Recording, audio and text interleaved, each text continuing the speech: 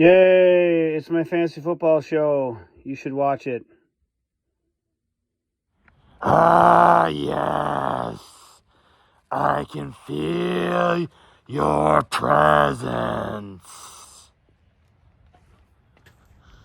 I can feel you somewhere. Yes.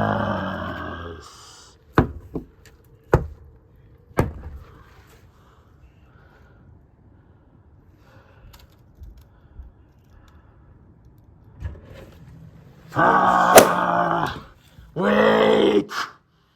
I know you know where he's going to be. Ooh. Brett! I don't know what you're talking about. Yes, you do. I'll give you back something if you reveal his location. What do you have of mine? Your 2024 fantasy season. Yes. All right, I'll tell you. Where will he be? Yes. Now, tell me. This way. Thank you. Yes. He'll be right here. He'll be right there. This'll be perfect. Let me hide.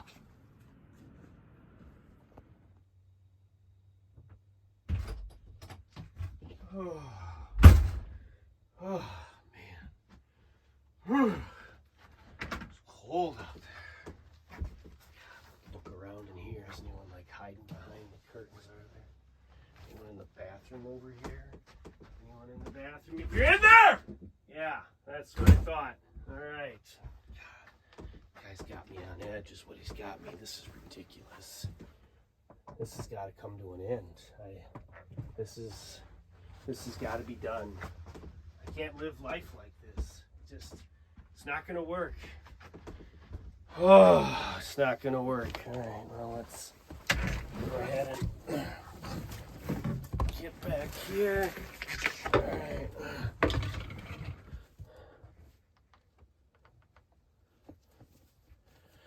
Oh, man.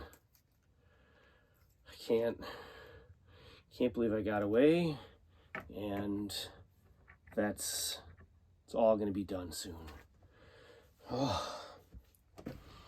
Why, hello and welcome back to all of my friends, my fans, my fellow FTFLers to the longest weekly running episodic fantasy football show out there. That's right, it is time once again for the FTFL weekly update. And as you have seen from the anonymous sent in footage, last week was a complete setup. There I was with my giant sack, ready to shower gifts upon everyone. And that's exactly what I did. And it was a blast, and we had so much fun to find out what? That the whole time, Swart was in on it. The whole time, the Reaper was just sitting there waiting. I have spent the better part of the last week on the run, dressed, hiding, keeping everything in a shroud of darkness. Because I don't know at this point who to trust, where I can go, where I can be safe. And even here, in the confines of the ice cave, the FTFL studios, I feel like it's only a matter of time. So I'm going to get to the games, and then at the end of this, I'm going to go ahead and tell you how it's going to go. Reaper, stay tuned. Well, guess what, folks? The Fantasy Bowl is upon us, and it will be the first ever Atom Bowl. No. Not protons and neutrons and electrons. No. Not atom. Adam. The first ever Atom Bowl, Adam Swart versus Adam Salmars. We'll break down that matchup as we go through the show. And, oh, by the way, the winner of that game will head off to their house for the draft next year. And this past week, it has been decided pizza will be provided by Andy. Yay! Oh, thank you. As you can see on the table, yes, I did bring this with. Although part of me at this point, what a hollow gift. What a sham. Don't give me things like that and then find out later you were in on it the whole time. I'm coming for you too, Swart. Uh-huh. Yup. No. That's not the championship I'm referring to. I added yet another trophy to the case with a consolation championship victory. We'll break down that game. And, of course, as I mentioned in the Fantasy Bowl, Swart the quitter, also Swart the traitor.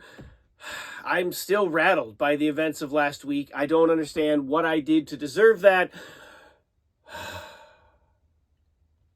One more week. All right, here we go, folks. Semi-final action on the winning side of the bracket. The Radioactive Monkeys coming into 10-4, taking on the Architect, the team that I've been backing since week 3.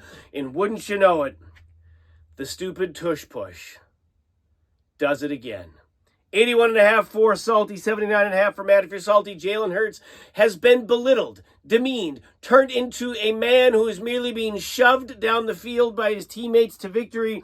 24 points for him, 16 for Devontae Smith, 10.5 in return for Tyreek Hill, 8.5 for Mostert. Not much on the bench. Salty did start Zamir White, which you're like, who? That's right. The Raiders' backup running back is getting a start not only in the fantasy playoffs, but will probably get a start in the Fantasy Bowl as well. If you're Matt, a dream season comes to a close. Justin Tucker, 16. By the way, at one point, late third, early fourth, I think it was third quarter, the Ravens passed on a 57-yard field goal. Now, I don't know what the field conditions were as far as wind, as far as rain. I wasn't paying attention, but 57 yards is typically an attempt that Justin Tucker will get. He didn't. Matt loses by 2.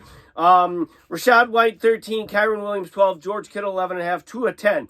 In Tua's first weeks, 1 through 9, he had 178 points. In weeks 11 through 16, 84. Now, I know it's not quite apples to apples. However, Tua came out the gates firing. He did tail off in the second half of the season, which is probably what Matt could have used in this game. DJ Moore, Jalen Waddle in the starting lineup combined for 4 points. Bijan Robinson, Calvin Ridley on the bench combined for 30.5. There were all different ways Matt could have won this game. In the end, he didn't.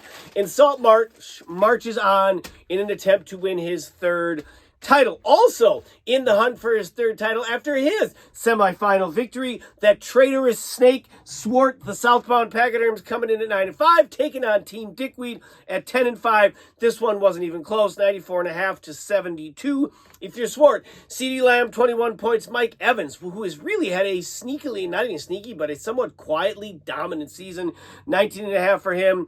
Elliott, 17. Baker, who has the same stats as Lamar Jackson. Mayfield, yet no one wants to talk about Mayfield being the MVP. Like, oh, it's all Lamar. What I say to that, not that I'm necessarily pitching Mayfield. It's McCaffrey, and it's McCaffrey, and it's McCaffrey. Evan Ingram, 11 points. James Cook, Alvin Kamara combined for 8.5 points. Devontae Adams, 0.5 point, 1 catch, 4 yards. Woo! Terrible. Speaking of terrible, Kenneth Walker, the third, 2.5 points.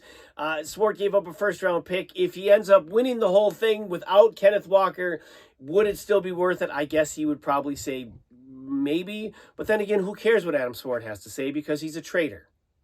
Someone who I considered a friend who is no longer in that distinction. If you're John, 72 points for you. Chris Olave, 14.5. Pittsburgh defense, 14. Saquon, 13.5. Brock Purdy, by the way, not to be confused with John Party. Brock Purdy, 4 points. He'd been averaging 32 points over the previous 3 weeks. It was his lowest point total of the year. It could not have come at a worse time. John falls down to the third place game. Swart marches on to the Fantasy Bowl. Speaking of place games, the fifth place game, Make America Great Again, coming in at 7-8, taking on Manav, 4-time Lucky Pants, breaking and entering, title thieving, choo-choo, the horseshoe train ran out of gas a little bit too early. Champ Manav coming in at 8-7. A lot of history between these two in the playoffs. Typically Fantasy Bowl, and I guess now for a fifth place title, the AOK trophy, which if you have that, please bring that to the draft next year. If you're Sid, you're happy, 108. If you're Jeff, not so happy, 90.5. Joe Flacco, my God in heaven, Joe Flacco. If he takes Cleveland anywhere in the playoffs, albeit the Super Bowl. My God, I'm sure he's winning some people their fantasy league. Joe Flacco, the feel-good story of 2023. 30 points for him. Puka Nacua, 22.5. Derrick Henry, 18.5. David Montgomery, 11. Debo, a mere 4 points. If you're Jeff Brees Hall, finishes strong, 34 points. Dak, 20. JJ, 17. Hopkins, OBJ, 1 point apiece. The first-round pick for Justin Jefferson netted Jeff a 6th place finish. And to that we say, woo! All right, on to the Consolation Championship. My game, mind you. Hulkamaniacs 4-11 coming in, taking on the Valhalla Vandals at 8-7. And it was 92.5 for me, 92 for Peter. That's right. Last week I won by a point. This week I won by half a point. 2 victories in the consolation bracket. 1.5 total. And look who is the consolation champ again. Who has 2 thumbs and is the new consolation champion? This guy. I have 2 other fingers for you, Adam Swart, you traitorous snake.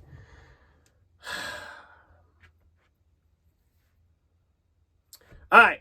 The Hulkamaniacs came out. I already told you the score. Let's get to it. Jordan Love, baby, who I will go see play tomorrow night. U.S. Bank Stadium. I started 2023 at Lambeau Field on January 1st watching Vikings-Packers, and I will end 2023, December 31st, watching Vikings-Packers. The first meeting of the year was an ass-whipping festival, and I promise you this much, Jordan Love and the boys are going to bring the ass whip again. T. Higgins, just a resurgence. Where's that been all season? You bum, 20.5 points. Jameer Gibbs, can't wait to see you next year, 20 points. Aaron Jones.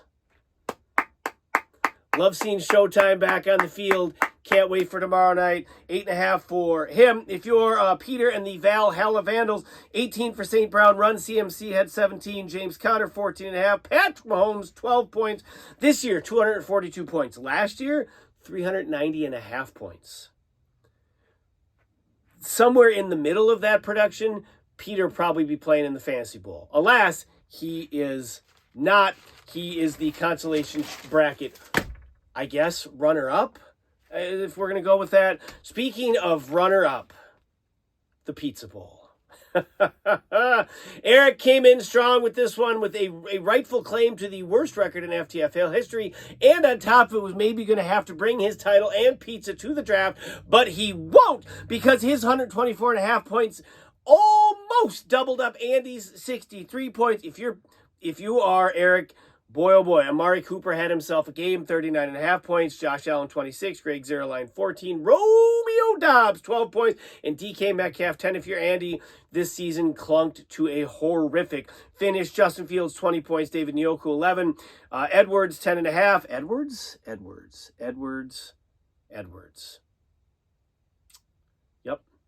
I don't know no Edwards, but I know I've heard that name snakes before. Like Adam Swart, the snake. 6 players for Andy at 5.5 points or lower. George Pickens, 34 on the bench. George Pickens, 75 points in 3 weeks this year, 51 in the other 12. It is the epitome of boom or bust. And Andy's season goes bust, and our stomachs will go boom with the pizza that Andy's about to fill them with. Now, quick, the stud, the done, the cringy, and then we are going to break down the Fantasy Bowl matchup. Start of the week, Jalen Hurts, CeeDee Lamb, 24, 21 respectively, led their teams to victories on the way to the Fantasy Bowl. Dud of the week, DJ Moore, 1.5. He averaged 10. Matt lost by 2. I don't have to be a math teacher in Browerville to tell you that that was the difference. Cringy, the Reaper. For your damn swing and a miss. Even though you had Swart on your side, even though you gave him back his 2024 season, whoop-de-damn-do, you still didn't get me. But I've got a solution for you. We'll get to that right after we wrap this show up. All right. Third place game this week. Dick Reed, 10-6, taking on the Architect at 9-7. And here we go, the Fantasy Bowl. The Radioactive Monkeys, 11-4, coming in, taking on the Pigs, the Southbound Pachyderms, managed by that awful, low-life, floor-flushing carcass of an individual, Adam Swart, laying it on heavy. But you know what? Fool me once, shame on me. Fool me again, never going to happen. Never going to happen. All right, so here we go. Adam versus Adam. The Monkeys versus the Pachyderms, the all-time series, Adam Swart holds a 1-game advantage, 11 victories to Saltmarsh's 10 points. Now, this season, Swart holds the slight edge at 92.9 point average as opposed to Saltmarsh's 91.5. Now, Swart, a more well-rounded team. Saltmarsh, not so much. Top 30 players on the board, 4 of which call the Radioactive Monkeys home. None of them call the Southbound Pachyderms home. High score of the year, 146.5 for Swart, 136.5 for Saltmarsh. The low score, 56 points for Adam Swart, 52.5 points for Saltmarsh. The last 3 games, which may be indicative of where this is going, maybe not. 86.3 points a contest for Swart, 64.3 points for Saltmarsh. Of course, they both have 2 fantasy titles. Swart's coming lastly in 2011, while Saltmarsh's was in 2015, the infamous cabin draft. Projections, according to the website last I checked, 97.1 to Swart, 89.6 to Saltmarsh. This may be one of the more evenly matched fantasy bowls we've had on paper in a long time. This season, seemingly for the most part, was Adam Saltmarsh's to lose. Until one individual decided to quit and then do nothing but win since. My prediction is the winning ends this week. Tyreek Hill, Jalen Hurts are going to put the squeeze on you, and then when they're done with the Adam Swart, I get my shot. Reaper, I know you're watching. I'm done running. I'm done hiding. I thought we were done with this earlier this season. Clearly we're not. So you know what? I'm going to sit right here. I'm going to wait. We'll see you next week after the Fantasy Bowl. Can't wait. Let's settle this once and for all. And for your sake, I hope Adam Saltmarsh wins as well. Until next week, my folks, enjoy the last week of the 2023 FTFL season, and we'll check y'all later. Peace!